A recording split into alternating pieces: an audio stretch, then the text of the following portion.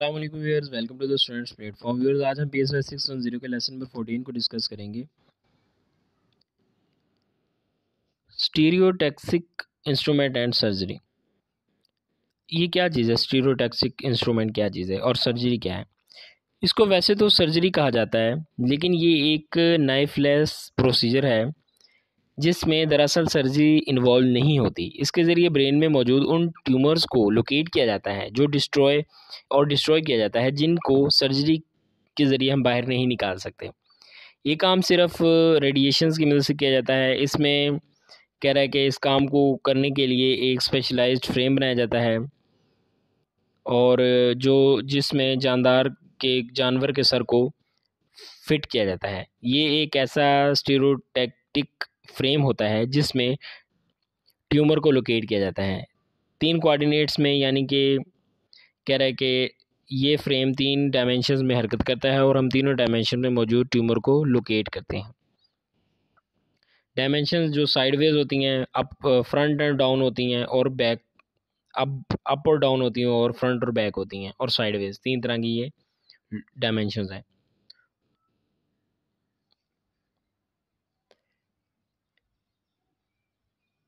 यहाँ पे स्टेरियोटैक्सिक एटलस की बात कर रहा है। स्टेरियोटैक्टिक एटलस जो है ज्योग्राफिकल एटलस, एक नक्शा where dimensions are given to arrive a particular location, जहाँ पे डिफरेंट किस्म की डायमेंशंस दी होती हैं जिसके ज़रिए हम एक चीज़ को लोकेट करते हैं।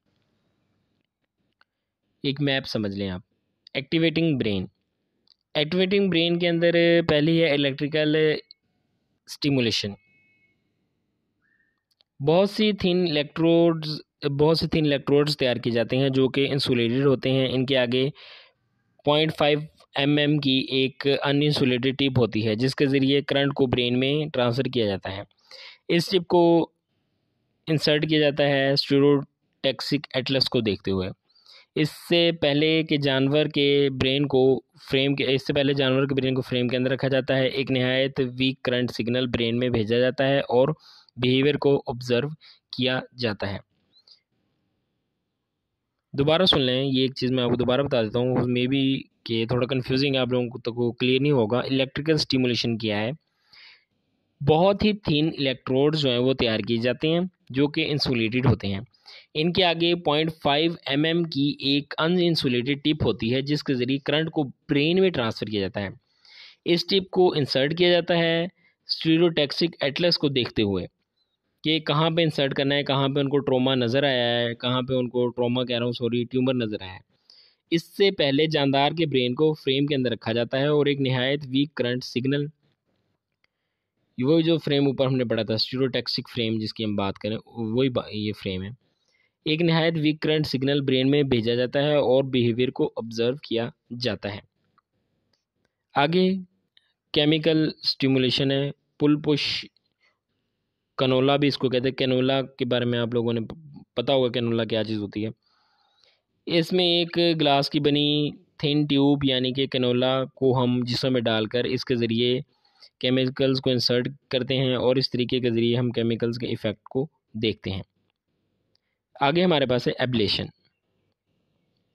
इसमें हम ब्रेन के पार्ट्स को रिमूव करके बिहेवियर पर इसके असरात को देखते हैं। सक्शन और रेस्पिरेशन, इसमें ग्लास की नाली के ज़रिए दिमाग के टिश्यूज़ को बाहर की तरफ सक किया जाता है। इस काम में नहायत एहतियात की ज़रूरत होती है क्योंकि इसमें ब्रेन के डैमेज होने के चांसेस जो हैं वो ज़्यादा होते हैं।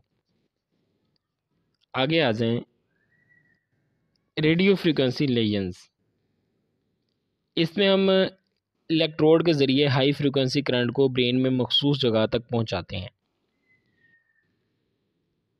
आगे नाइफ कट्स हैं। नाइफ कट्स के very thin knife are use to section out और cut the damage connection between the brain areas. This helps to us isolate or using precision knife cuts. मतलब कि नाइफ होते हैं, बहुत thin knife होते हैं, उनको उनके ज़रिए जो हम ब्रेन के डिफरेंट कनेक्शंस को, डिफरेंट एरियाज़ को कट करते हैं उनको स्टडी करने के लिए, और ये डैमेज जो रिवर्सिबल है, दोबारा से उनको जोड़ा नहीं जा सकता। Cryogenic freeze. क्रायोजेनिक फ्रीज भी एक रिवर्सिबल प्रोसेस है। इसके अंदर कह रहा है कि we freeze the brain area with cryoprobe, a thin pipe with some mechanism to cool और artificial ice. Coolant is inserted and as soon as brain area freezes is stop functioning. अच्छा, उसके अंदर तो ब्रेन एक area को cut करके brain के function को देखा जाता है, इसके अंदर ब्रेन के उस एरिया को फ्रीज कर दिया जाता है, फिर वो कुछ देर के लिए फंक्शनिंग को स्टॉप कर देता है, बाकी ओवरऑल ब्रेन की बिहेवियर को फिर नोट किया जाता है। थोड़ी देर बाद फिर उसको अनफ्रीज कर दिया जाता है, वो नॉर्मल हालत में आ जाता है। लेजनिंग इन इरिवर्सिबल, यानी वो टेक्निक जिनमें सर्जरी के दौरान पैदा होने वाले डैमेजेस मुश्किल होते हैं, इनको ठीक नहीं किया जा सकता। इलेक्ट्रोलाइटिक है पहला, high frequency current is pass through electrode, this has very low but permanent effect, it Burns the specific areas. Chemical के अंदर कह रहा है कि इसमें मखसूस न्यूरोटॉक्सिन्स होते हैं, पॉइजन्स होते हैं जो ब्रेन में, जिनको ब्रेन में इंजेक्ट किया जाता है, जो कि लिविंग न्यूरॉन्स को भी हमेशा के लिए ख़त्म कर देते हैं। बायलैटरल लेजन्स, बायलैटरल लेजन्स के अंदर दीज लेजन्स जो इनमें क्या किया जाता है कि ब्रेन के दोनों साइड पर, लेफ़्ट और राइट हेमिस्फेयर दोनों पर सेम तरह के इंजेक्ट किया जाता है, दोनों तरह साइड पर सेम एक्सपेरिमेंट किया जाता है, यानी सेम तरह के केमिकल्स को इंजेक्ट किया जाता है, जो कि ज़्यादा इंटेंस होता है क्योंकि ये दोनों ब्रेन के दोनों पार्ट्स के दोनों एरियाज़ को इफ़ेक्ट करता है एक साथ। यूनिलेटरल के अंदर कह रहा है कि इसके अंदर एक एरिया को, ब्रेन के एक एरिया को ही हम इन्वॉल्व करते हैं, एक एरिया पर हम एक्सपेरिमेंट करते हैं, एक एरिया के अंदर ही केमिकल को हम इंजेक्ट करते हैं। ये गुड एक्सपेरिमेंटल डिज़ाइन है दूसरे की निस्बत, बायलैटरल की निस्बत, बट इसके अंदर चेंजेस बहुत स्मॉल होती हैं और इनको डिटेक्ट करना ज़्यादा इजी नहीं होता। शॉर्टकमिंग्स जो है मैंने आपको ऊपर बता दी हैं, ओवरऑल यही शॉर्टकमिंग्स थे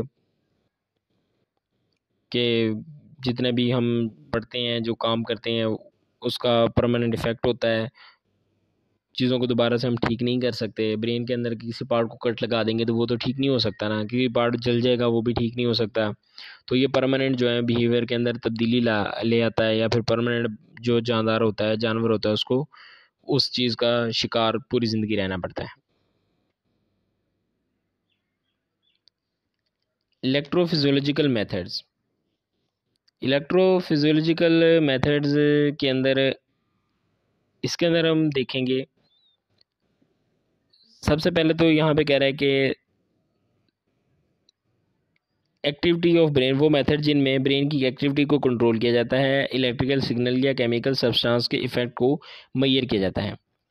it is measurement of electrical activity of neurons and effect over brain. Single micro electrode recording, इसके अंदर पहली चीज़ है, और दूसरी micro electrode. Single micro electrode recording के अंदर कह रहा है कि single thin neuron about 5 to 10 UM यानी माइक्रोमोलर, और micro electrode 1 to 3 UM। Glass tubing tubing और steel pens are use to record the electrical potential. और माइक्रो इलेक्ट्रोड के अंदर these involve inserting large electrode in large neurons. Micro के अंदर small यानी कि बहुत ही कम छोटे साइज़ की स्टील की पेन्स या फिर ग्लास ट्यूबिंग को इस्तेमाल किया जाता है इलेक्ट्रिकल पोटेंशियल को रिकॉर्ड करने के लिए। लेकिन इसके अंदर क्या है कि मैक्रो इलेक्ट्रोड के अंदर लार्ज इलेक्ट्रोड्स को लार्ज न्यूरॉन्स के अंदर इंजेक्ट किया जाता है। The large tips help measure evoked potential EPs of this areas. इसके मतलब कि पोटेंशियल को मेजर करने के लिए ये लार्ज जो है वो इलेक्ट्रोड इस्तेमाल किए जाते हैं। ये था व्यूज़ आपका lesson number 14। I hope I made it clear. मिलते हैं जल्दी लेसन 15 के साथ। टिल देन टेक केयर, अल्लाह हाफिज़।